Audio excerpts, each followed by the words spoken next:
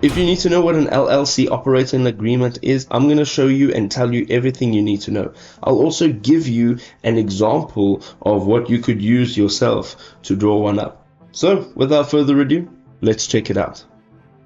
So the first thing we're going to discuss is what an LLC operating agreement is and where and why it should actually be used. So the LLC operating agreement is a legal document that outlines the ownership structure, the operational procedures, and the management responsibilities of the limited liability company, i.e. the LLC. So it also serves as a binding contract among members, detailing aspects such as profit distribution, voting rights, and members' duties.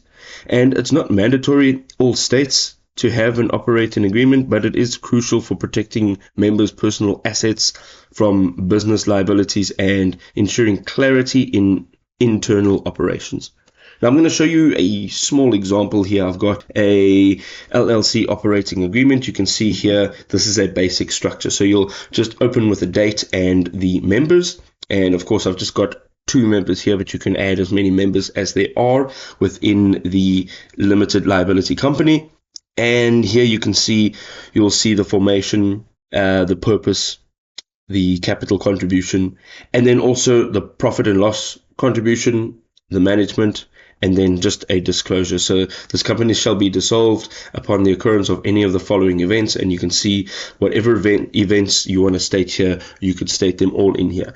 Again, then we're going to go down, there's a member's signature and name, and we're going to go again down to the bottom. We'll see the date, member's signature as well for the second person, and it'll go as such for as many members as there are. You also have a space over here where you can actually take minutes. So this is actually included in this specific document, but of course you can adjust this according to your specific needs. I hope this video was helpful.